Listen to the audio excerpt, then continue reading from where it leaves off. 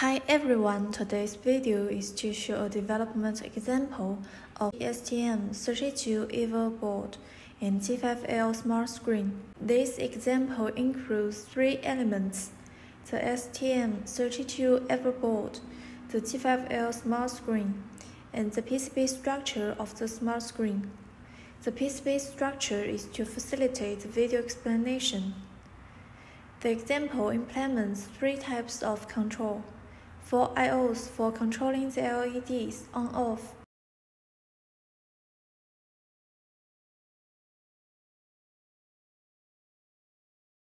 one PWM for controlling the brightness intensity of the LCD,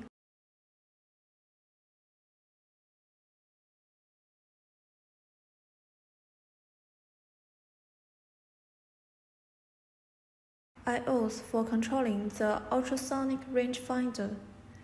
Next, I will use the phone case to demonstrate. At this time, we can observe the change of the parameters of the ultrasonic rangefinder on the screen.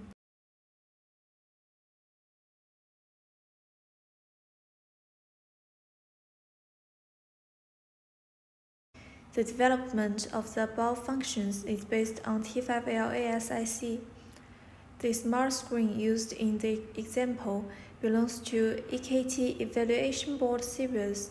From the PCB structure, you can see some interfaces such as I/Os, UARTs, CANs, PWMs, and FSK, which are convenient for users to develop. The wiring of the example is to connect the through-hole pad of the smart screen to the STM32 EVO board with dual-bond wires, while the UART2 of the smart screen is connected to the UART of the STM32 EVO board. The wiring diagram is as shown. In practice, the T5L EKT series products can be directly connected to external devices such as motors via the through-hole pad. However, in general, the smart screen is more often used in combination with the STM32 EVO board. These two rows are the STM hardware interface resources such as I/O and PWM, etc. For a detailed description of this part, users can refer to the STM official website. The actual wiring used by the users should be based on the needs and definitions. The wiring in the video is just to provide a reference. Industry applications such as lights for steam ovens, high-speed blenders, and soy milk makers can be controlled through I/Os or other hardware interface resources. Next is to explain the development process, which is divided into GUI development and STM32 program development. The tool used for GUI development is DGUS. The configuration files that can be parsed by T5L ASIC are generated by DGUS interface configuration. They contain information of touch, display, background, icons, etc.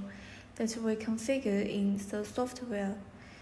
Then download the generated configuration files to the screen. And these two softwares on the left are for secondary development.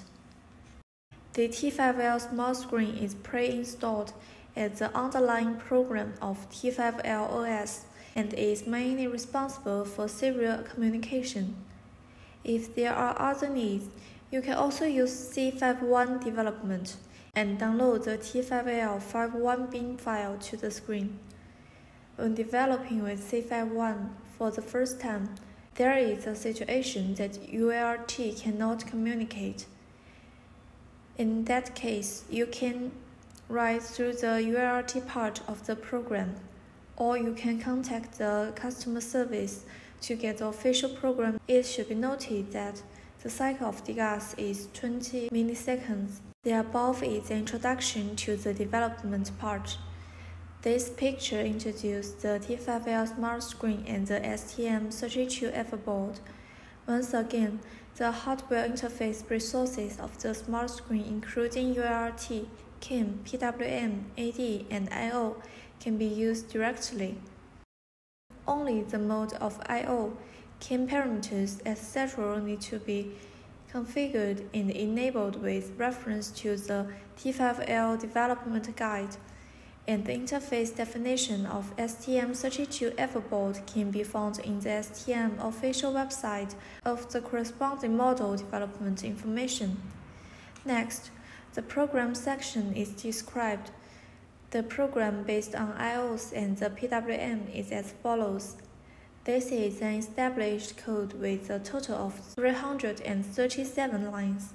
The main part of the program is in the main function. This part includes configuration and output mode of I/Os, initialization of PWM, parameter configuration of ultrasonic rangefinder, and the specific use of I/Os.